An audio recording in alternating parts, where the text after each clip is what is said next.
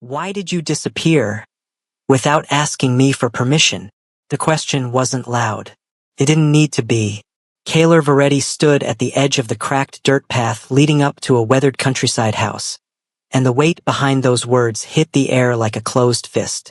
The afternoon light fell flat against the old wood panels, against the rust on the door hinges, against everything here that looked forgotten. And Kaler looked like the opposite of forgotten. He was expensive, controlled, dangerous in the way only men with nothing left to lose ever get. Behind him, two more figures stood completely still, identical to him in every way, same jaw, same height, same silence. Darius and Zale Veretti, the other 2/3 of something the underworld had built nightmares around. 3 faces, 1 bloodline, no mercy between them, but only Kaler stepped forward. Because only Kaler had a reason to. 9 years. That was the number that had lived in the back of his throat every morning when he woke up. Not grief, not quite. More like a locked door he kept running his hands over, searching for a seam. Searching for the crack that would explain how someone simply vanished from his world without permission. Without a word. Without a trace that held long enough to follow. He had followed every lead that surfaced. All of them went cold, until 3 weeks ago when one didn't. Hi viewers. Have you ever had someone disappear from your life without any explanation, and you spent years wondering if it was something you did? The door to the house opened slowly. Not wide, just a crack at first. Like whoever was on the other side had learned a long time ago not to open doors all the way. Then it opened enough. And there he was, Riven. Kaler's chest locked up so fast he almost didn't catch it. He remembered Riven differently. Taller somehow in memory, more filled out. The version in his head had soft edges, cautious eyes, and that particular stillness that used to drive him crazy. The kind of quiet that made a room feel like it was holding its breath. This version was thin, too thin. Sleeves pushed up to the elbows. Clothes that had been washed so many times the color had given up. Hands that trembled slightly at the sides, then stopped. Like he'd trained himself to stop. Still mute, still silent. But his eyes recognized Kaler immediately. And what crossed his face wasn't happiness. It wasn't relief. It was fear dressed so carefully it almost looked like calm. Kaler opened his mouth. Then he stopped. Because he saw them. Movement at the doorway. Small, low, tucking itself behind Riven's legs. Then another. Then one more, slightly taller, pressing into Riven's side from the left. 3 boys. Young. Maybe 8 years old. Maybe less, maybe more. Kaler was bad at guessing those things, had never needed to be good at it. But they were clinging to Riven the way children cling to the one person in the world they have decided is their entire universe. Kaler's gaze moved from one face to the next. Then it stopped moving. His breath cut off somewhere in the middle of his chest. The angles, the eyes, the exact way the tallest one tilted his head. Suspicious and watchful and so precise in its quiet evaluation that it looked like something out of a mirror. His legs stopped carrying him forward. Darius took 1 step behind him, then went still again. Zale said nothing. Nobody said anything. The world narrowed down to those 3 faces, and the man holding them together with nothing but trembling hands and sheer will. Kaler's voice came out low, barely a sound. Triplets. Riven's arms tightened around the boys, and the word hung in the open air between them like a sentence that hadn't finished yet, but already changed everything. The silence after that word lasted maybe 4 seconds. Felt like years. Kaler's eyes moved, slowly, deliberately, from one child's face to the next. The same jaw, the same line between the brows when they were uncertain. The same thing he saw every single time he looked in a mirror, except younger, smaller, and terrified in a way he hadn't been in a very long time. His mind didn't want to process it at first. It just kept running the same calculation over and over, looking for a different answer. There wasn't one. Darius moved up slightly beside him, stopped when Kaler's hand came up without looking. Not aggressive, just a signal. Don't. Zale stayed where he was, watching, reading, filing everything away the way Zale always did. Kaler took one breath, then another. Then his eyes landed on Riven. Riven hadn't moved from the doorway. Both arms were still wrapped around the boys. One across the front, one pressed flat against the smallest one's back. His body was angled slightly forward. Not toward Kaler, toward them, like he was ready to take whatever was coming and make sure it landed on him first. That posture said everything. Said, I know what you are. I know what you're capable of. And I will stand between you and them for as long as my body holds up. Kaler felt something shift in him. It wasn't soft. It wasn't warm. It was the kind of shift that happens when a man who has been operating on one assumption suddenly realizes the ground under his feet is made of something completely different. He asked the question quietly. Who touched you? Riven flinched. Just once. Just a small thing, the shoulders pulling in slightly, the jaw tightening. A reflex he couldn't hide fast enough. That flinch told Kaler everything he needed to know. Not everything about who. Not yet. But everything about what had happened in the 9 years since Riven disappeared from his world. The boys felt it. The littlest one pressed deeper into Riven's side. The middle one looked up at Riven's face like he was checking for damage. The tallest, the one whose expression had been measuring Kaler from the moment he walked up, didn't look at Riven at all. He looked directly at Kaler. No fear. That one looked at Kaler without fear. Like he was deciding something. Sometimes silence doesn't mean peace, Kaler thought, watching the way Riven held himself together with nothing but sheer endurance. It means survival. He had known that about Riven once. He had respected it or told himself he did. Looking at the evidence of the last 9 years standing right in front of him, Kaler was no longer so sure he'd ever understood what surviving actually cost. Darius spoke from behind him, voice low. Brother. One word. It meant, we need to think before we move. Kaler heard it. He didn't move. His eyes stayed on Riven. On the shape of someone who had carried something enormous for a very long time, alone, and was now bracing for one more thing to carry. Then the tallest boy, the watchful one, the one without fear, tilted his head slightly. That same exact gesture. The one Kaler made when he was studying something he hadn't figured out yet. And something behind Kaler's sternum cracked open quietly, without warning, without drama. Just a fracture. Just enough. These boys had never heard his name spoken in connection to them. That was clear. They didn't have the recognition in their eyes, not the kind that comes from being told. They only had what they had built on their own. The way children build things, from watching one person love them hard enough to make up for everyone else who wasn't there. They didn't know who he was. And the way that landed in Kaler's chest was not what he expected. It wasn't rage. It was something closer to grief. The specific kind that only comes when you finally understand what you lost and realize you were never even told you were losing it. He stared at those 3 faces. 9 years. 9 years. And they had no idea. Kaler took one step forward. Then he slowed down. That was the thing nobody who feared him ever expected from him. Restraint. The Veretti triplets moved through the world like weather. Fast, total, without negotiation. That was the reputation. That was what kept the wrong kind of people from making the wrong kind of moves. But this wasn't that. This was something else entirely, and some part of Kaler, the part that had spent 9 years trying to understand a disappearance that made no sense, recognized it. He stopped maybe 6 feet from the doorway. Riven hadn't stepped back. That was different from what Kaler expected. He had expected retreat. He had prepared for it. He had built a whole approach around the idea that Riven would run or try to, and he had thought through every version of how he would stop it. But Riven didn't run.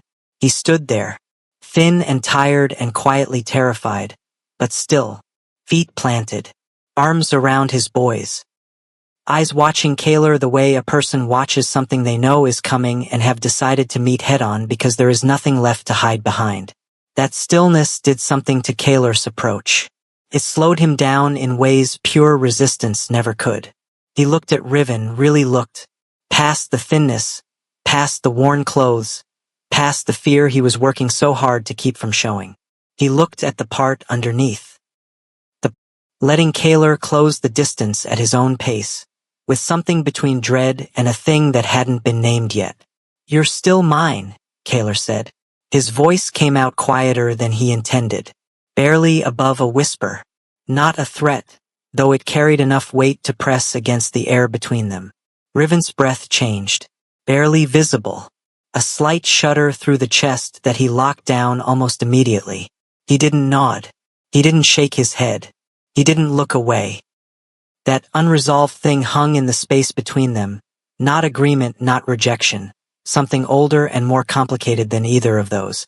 The residue of something that had been buried under 9 years of survival and silence and whatever damage had been done in the years between. Possession without trust isn't love.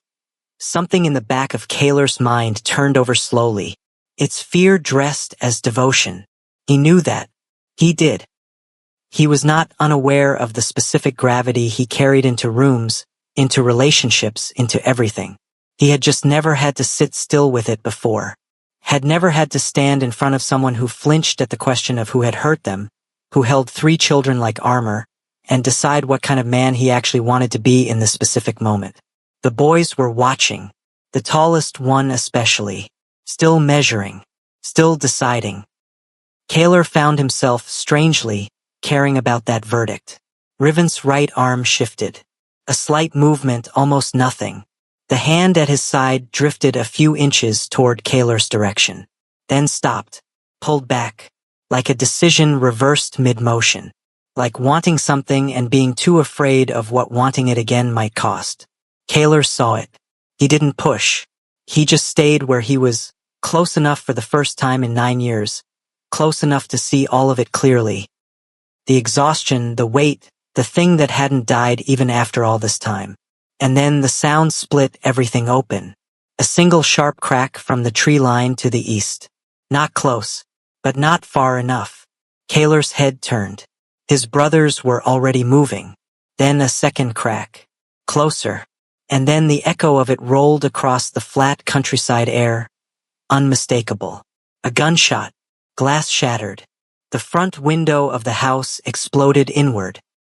Jagged pieces raining across the floorboards as the children screamed and Kaler was already moving. Already across the distance between them. His body dropping low and sweeping Riven backward through the door before either of them had time to think about it. The boys hit the floor on instinct. Training or fear, it didn't matter which. They went flat and fast. And the smallest one got his arms over his head the way a child only learns to do that if they've heard enough loud sounds in their life to know that's what you do. That detail hit Kaler somewhere it shouldn't have had the chance to reach him right now. He pushed it down. "Stay down," he said. Not loud, not panicked. Just flat and final the way commands sound when they come from someone who is not afraid of what is outside. Darius and Zale were already gone. That was the thing about the 3 of them together. They didn't need coordination. They had moved through enough situations like this that each of them had an automatic role. Darius went wide, circling the exterior. Zale went still and high, finding a vantage point before anyone outside could track him.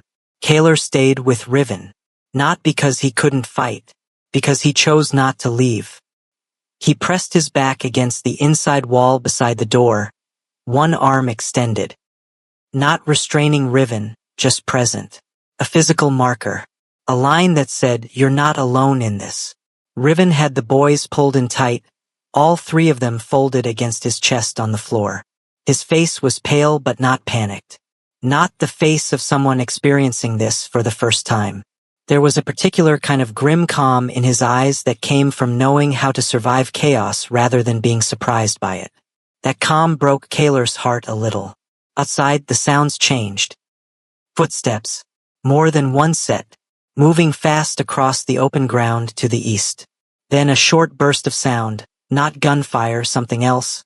And then the kind of silence that follows when a threat has been addressed with efficiency. 2 minutes. Maybe 3. Then Darius appeared in the doorway. He scanned the room, found Kaler, found Riven and the children on the floor. His jaw moved once. 3 of them, he said. Came from the North Ridge. They're not a problem anymore. Zale stepped in behind him. Didn't say anything.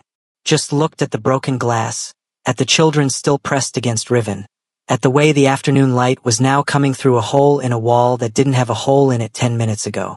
The silence that followed was a different kind of silence. Not peace. Not relief. The heavier kind. The kind that comes after something loud and tells you the loud isn't over, it just paused. Kaler straightened slowly. Looked at Riven. The boys were starting to uncoil from the floor one by one. The tallest first, checking his brothers before checking anything else. Violence isn't always the beginning of war, Kaler thought, eyes moving to the window. Sometimes it's the message that war already started. He stepped outside. The 3 figures on the ground were professionals. Not local. Their equipment was clean, coordinated, the kind of kit that didn't come cheap.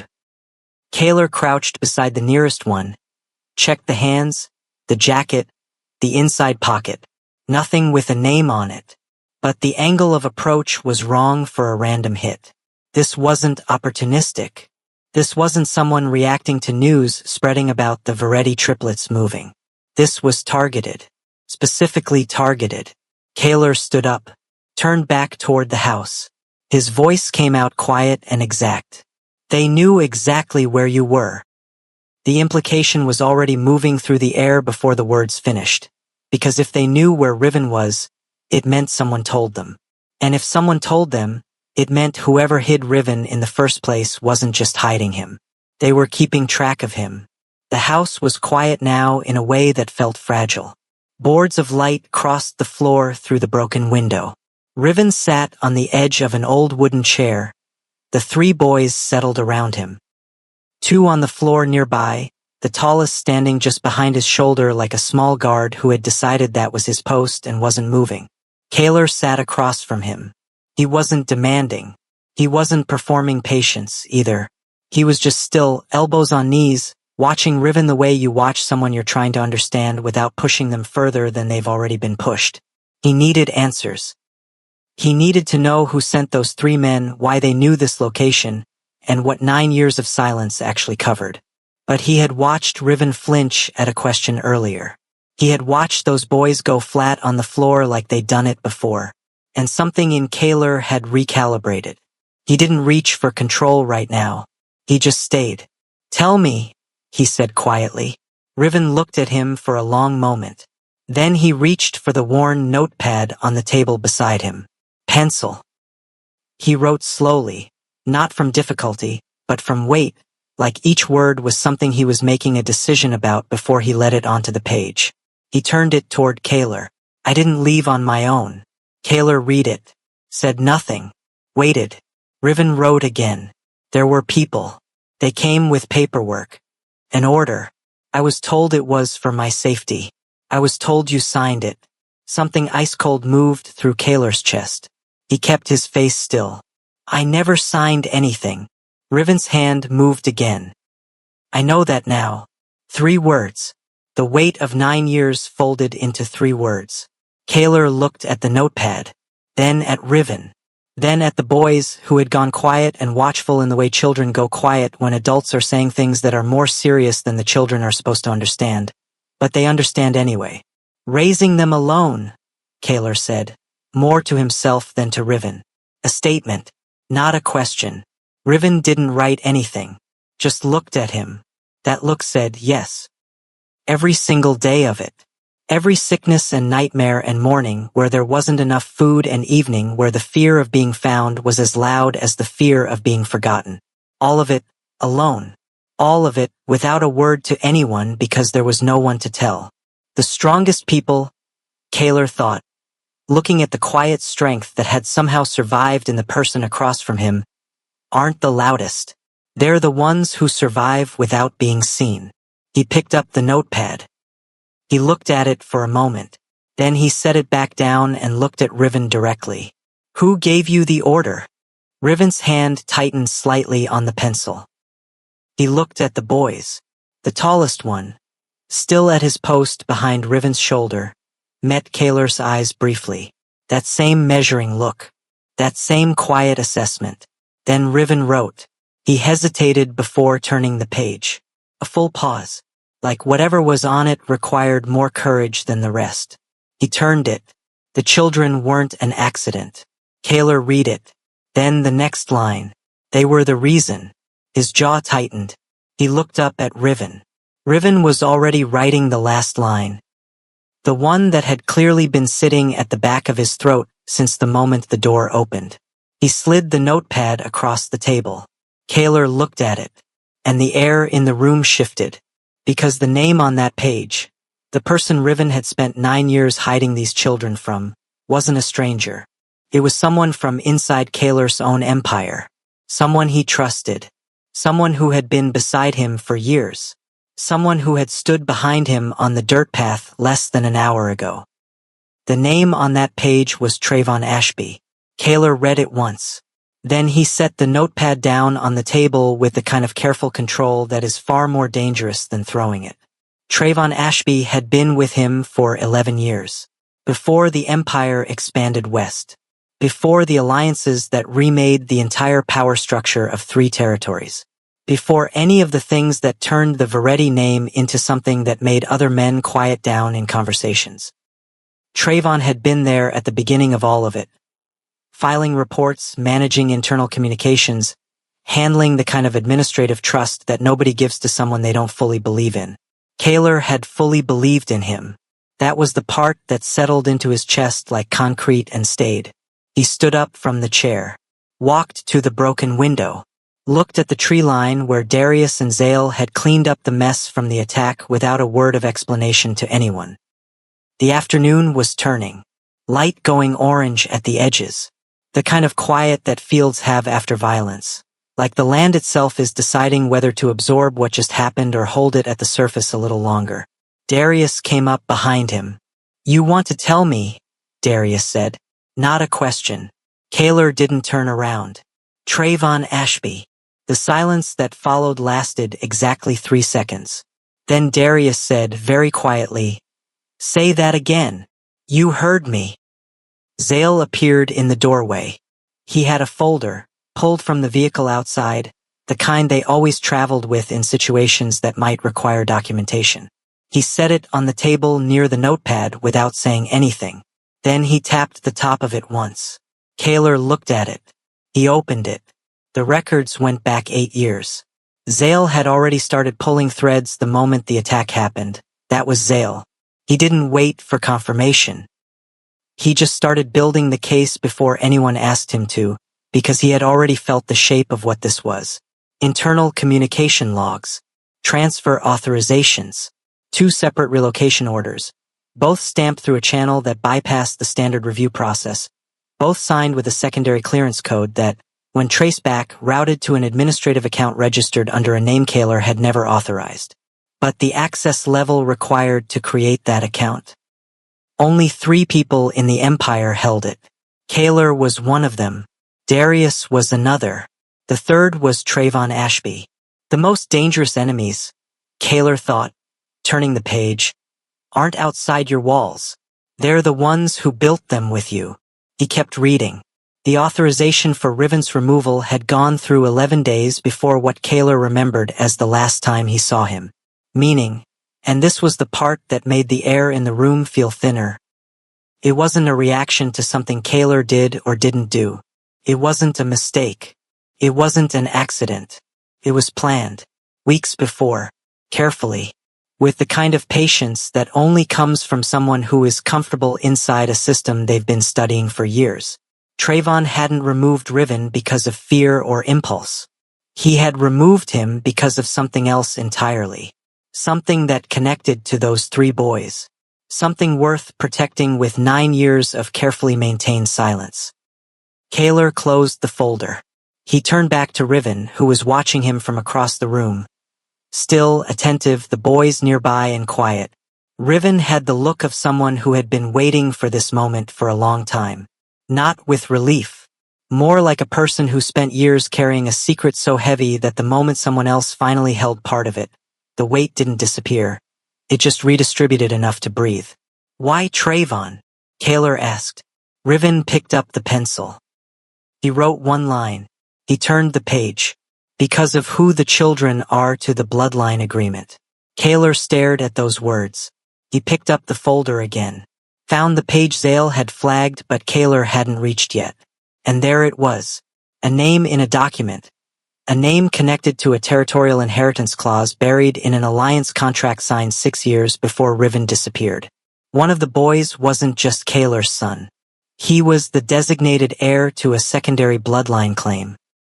A claim that, if acknowledged, would restructure the power inheritance of the entire Veretti Empire in a way that Trayvon Ashby's own position depended on never being triggered. The folder dropped to the table. Not thrown. Just released. Kaler looked at Riven. At the boys. At the smallest one, who had fallen asleep against Riven's arm with his hand curled loosely near his face. And then, quietly, without theater, without warning, Kaler felt something in him that he hadn't felt in a very long time. Not rage. Not strategy. Something that took him a moment to name. He sat back down. Slowly. And Riven watched him process it, quietly without rushing him, the way you wait for a person who has just been handed information that changes everything they thought they understood about a very long story. Then Riven wrote one more line. Turned the page. I tried to send word 3 times. All 3 were intercepted. Kaler looked at it. Looked at him. 3 times. Riven nodded once. That was all either of them needed. The next morning came in quietly. No attacks. No movement from the tree line. Just pale light pressing through the boards where the broken window had been covered overnight with a piece of plywood Zale found in the back of the property without being asked. The boys woke up before Riven. That was the first thing Kaler noticed.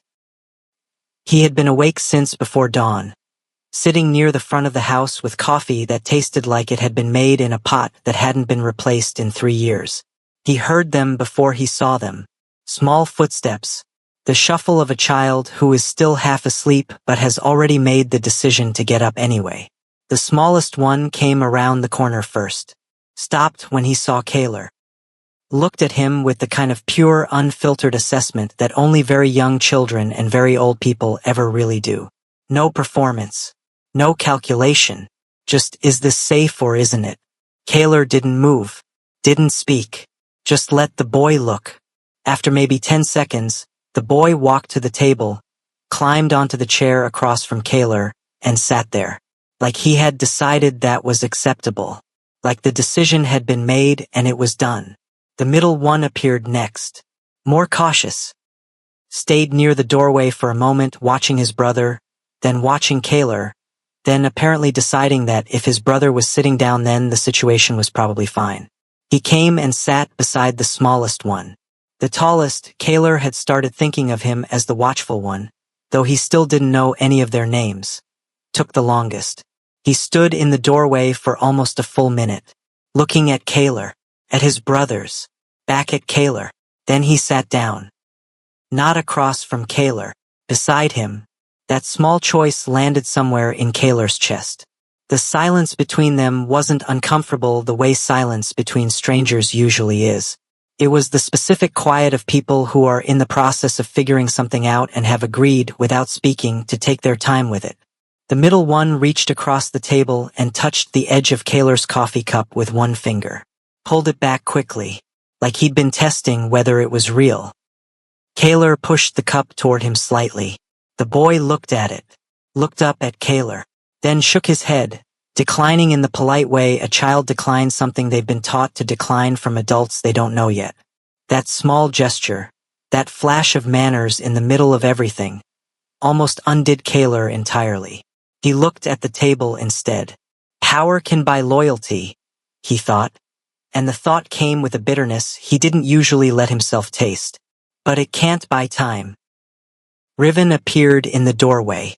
He took in the scene, all 4 of them at the table, and something moved through his face that was too layered to read cleanly. Not exactly surprise, more like a careful hope, checked immediately. The kind of look a person gets when something they wanted so badly for so long is right in front of them and they're not sure yet if it's allowed to be real.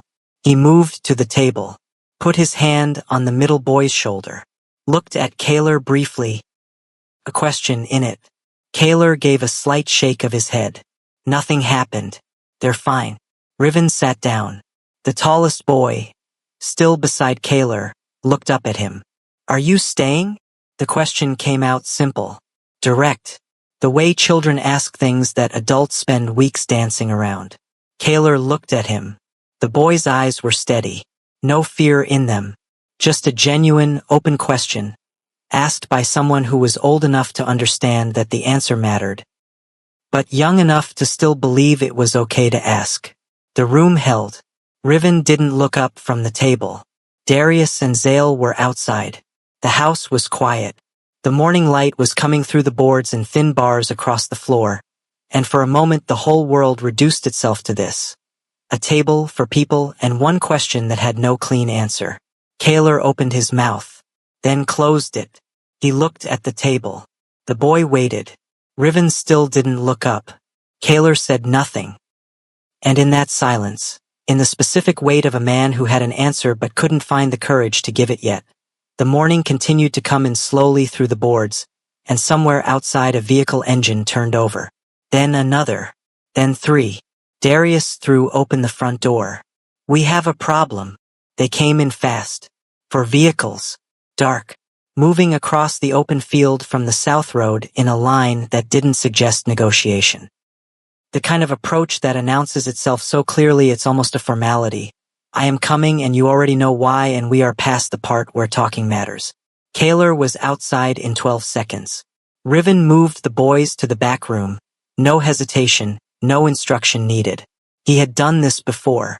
That was the part that kept pressing at Kaler even while he was reading the field, reading the vehicles, calculating spacing and timing and how many bodies were likely inside each one. The fact that Riven moved like someone who had drilled for this, because survival had required it. The first vehicle stopped at the edge of the property. The second and third flanked wide east and west. The fourth held back. Darius came up on Kaler's left. Zale on his right. The three of them stood in the open space between the house and the approaching line, which took a certain kind of calm that most people don't have and can't fake. Then the fourth vehicle's door opened, and smoke curled from the east side of the property. Not gunfire. Something slower. More deliberate. The old outbuilding behind the house, the small storage structure with the rusted roof, was on fire. Already burning at the base. Moving up fast through dry wood that hadn't seen rain in weeks. Children. The thought cut through everything else. Kaler turned. Riven was already at the back door. He had the boys behind him, the smoke not yet inside but visible through the rear window, the orange glow too close.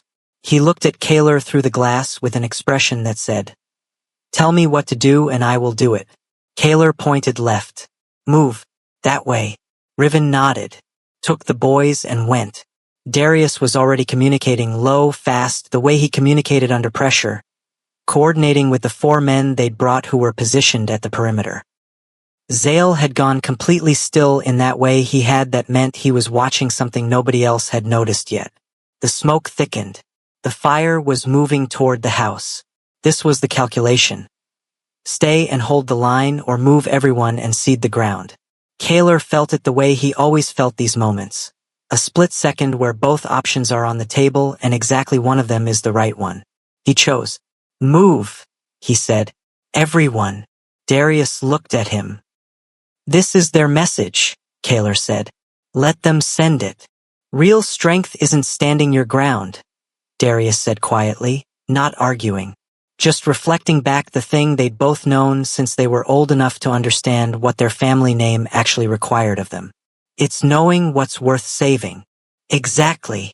They pulled back in formation, controlled, not scattered. The vehicles from the south slowed. Whoever was running this operation had expected resistance, expected a firefight, expected the Veretti triplets to dig in and hold a piece of land on principle. They didn't expect an orderly exit. That was useful. Confusion creates gaps. Kaler kept moving, kept the house behind him, tracked Riven and the boys through the trees to the left where Darius had already staged the secondary vehicles 2 hours after the first attack because Zale had looked at the terrain and said, "They'll come back from the south." And Zale was never wrong about terrain. The boys were loaded. Riven was loaded. Kaler was the last one. He paused at the tree line, looked back at the house. Old wood going to smoke now, the fire from the outbuilding jumping to the main roof. 9 years of a life burning. He thought about the notepad on the table. About 3 written lines that had rearranged everything he thought he knew about a betrayal he'd spent almost a decade trying to understand. Someone called out from behind the vehicles. A voice, controlled, unhurried, with the specific accent of the Eastern Territories. So this is the Omega you chose over war. Kaler turned. Standing 50 yards back, outside the lead vehicle, was a man in a dark coat. Tall, silver at the temples. The kind of calm that comes from power that has never had to justify itself. Kaler had never seen this man before, but the way he said those words, with the familiarity of someone who had been watching this situation for a very long time, told Kaler exactly one thing. This man wasn't a new problem. He was the original one. The man didn't come any closer. He didn't need to. He stood at that 50-yard mark like he owned the space between them, which Kaler understood in the way information lands before you fully processed it, was probably exactly how he thought about it. The fire behind Kaler threw orange light across the field. The smoke was moving east now, and this man in the dark coat stood in all of it like weather. Callaway Dresch, Zale said from just behind Kaler's shoulder. One name, no explanation after it, because Zale knew when a name carried enough weight, adding context was just noise. Kaler had heard that name exactly twice in his life. Once in a conversation about alliance architecture from 3 years before Riven disappeared. And once in a document he'd dismissed at the time as a background file on a territorial claim he thought had already been resolved. It hadn't been resolved. It had been managed by Trayvon Ashby on Callaway Dresch's behalf. The whole structure of it came together in about 4 seconds. Dresch held a competing bloodline claim, not strong enough to challenge the Veretti Empire directly, not without leverage. But if the Triplet children existed, and if they were acknowledged, then the inheritance clause buried in the alliance contract meant one specific child's recognized status would collapse the legal foundation of Dresch's claim entirely. So Dresch hadn't tried to destroy the children. He'd tried to keep them hidden. Same outcome, different method, and far less visible. Keep Riven isolated. Keep the children unacknowledged. Keep the empire operating without ever looking at the piece of its own foundation that, if examined, would unravel Dresch's entire position. 9 years. That was how long Callaway Dresch had been managing this.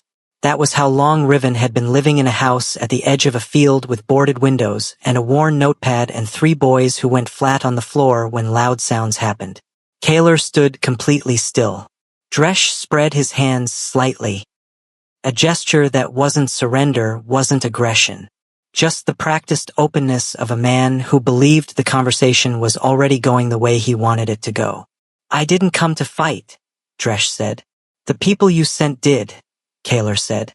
A precaution. You showed up unannounced. To my own bloodline. That landed. Dresch's expression didn't change, but something behind his eyes adjusted. A recalculation. He had not expected Kaler to be this far along in understanding the full shape of it. Love isn't proven in possession, Kaler thought, but the thought didn't feel like a lesson right now. Felt like something sharpening. It's proven in what you're willing to lose to protect it. He had been willing to lose the house. He had been willing to lose the ground. He had pulled back without fighting for a piece of land because the people inside it were worth more than any statement he could make by burning someone else's vehicles. That was a version of himself he hadn't been before. Behind him, in the trees, 3 boys were sitting in a vehicle with their father, waiting, not knowing what was in this field, not knowing the full shape of what their existence had cost the people who loved them. Kaler took 1 step toward Dresch. Stopped. This ends tonight, Kaler said. Not loud. Not theatrical. The specific calm of a statement that doesn't require volume because it is already decided. Dresch looked at him for a long moment. Then he looked past Kaler at the trees. At where Riven was. The Omega was never the point. Dresh said. You understand that. And that was the mistake. Because Kaler understood something different. Understood it in the bones in a way he couldn't have explained 3 days ago, maybe couldn't have explained this morning.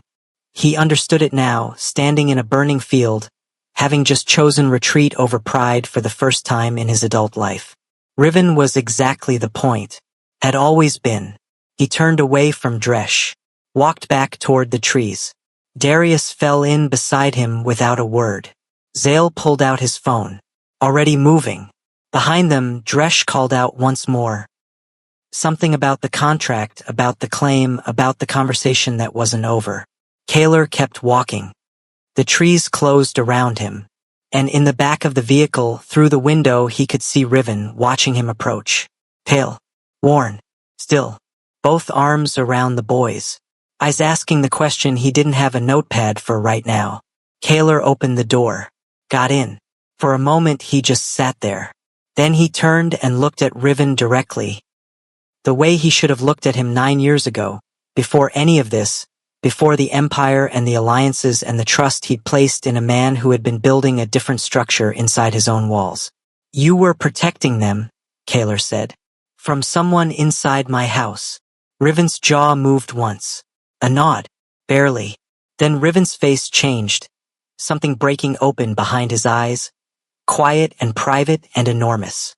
Not crying. Not collapsing. Just the specific release of a person who has been holding something alone for so long that having someone else finally understand it is its own kind of devastation. He reached for Kaler's hand. Stopped halfway. Old habit. Old fear. All those years of not knowing where the lines were, of understanding that reaching for something and having it taken back hurt more than never reaching at all. Kaler looked at the hand. Then he moved first. Covered it with his own. Held it. Not tightly. Not as a claim. Just as a fact. Present tense. Simple, unambiguous fact. The tallest boy looked at their hands. Then looked at his brothers. Nobody said anything. The vehicle was quiet. Outside, somewhere in the field, Callaway Dresh was still standing in the smoke. And Kaler was done going back. 3 days later, the meeting happened in a room that cost more per hour than most people made in a month. Kaler sat at one end of the table. Trayvon Ashby sat at the other. Between them, the folder Zale had compiled, the authorization records, the account trail, the documentation of 11 years of trust that had been quietly and carefully hollowed out from the inside. Trayvon didn't run. That was the first thing.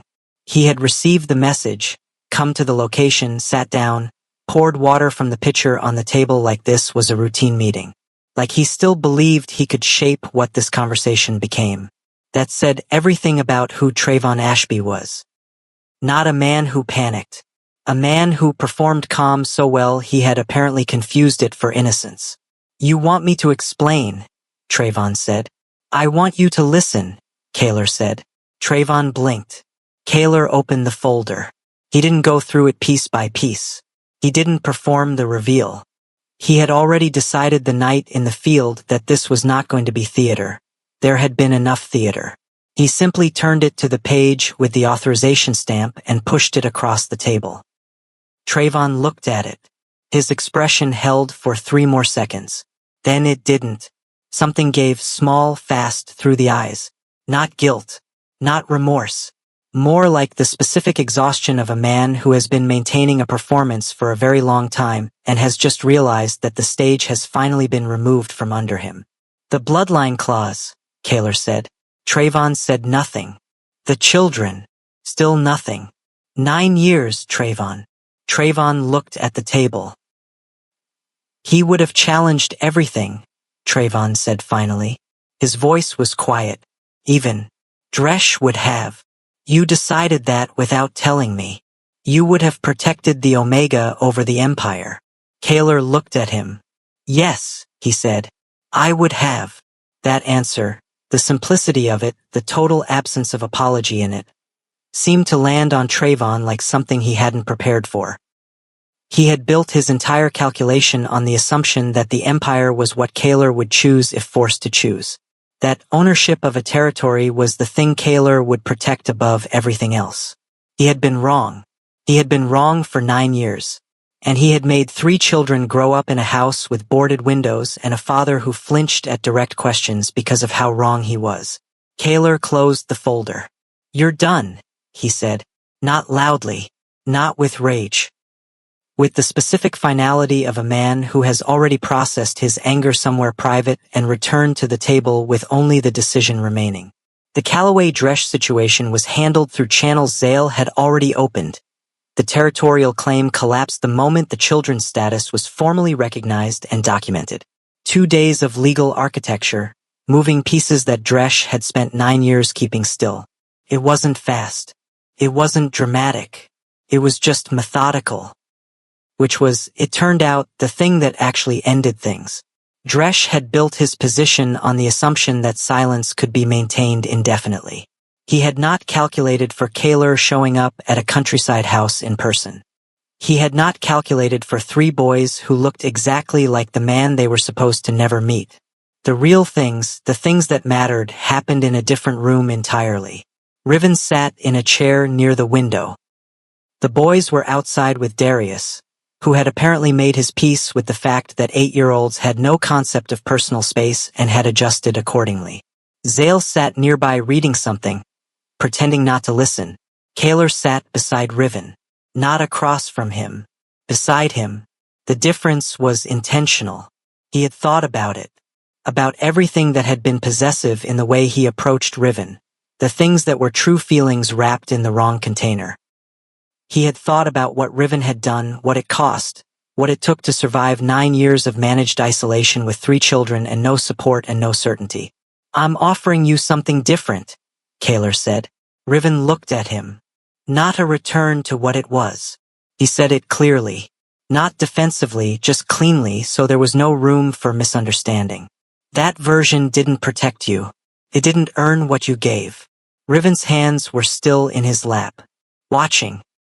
"Safety," Kaler said. "A real one. Not just numbers at a perimeter. The kind that means you don't have to keep a notepad nearby to explain things to people who should have been listening better the first time." Something moved through Riven's face. "Truth," Kaler continued. "Everything that was hidden, the clause, the claims, the internal records. All of it acknowledged. All of it documented. So there's nothing left that can be used as leverage." Riven's eyes were steady now, not afraid. "Present. And a choice," Kaler said. "Your choice, not mine." He let that sit. The room was quiet. Outside, through the window, the tallest boy's voice drifted in.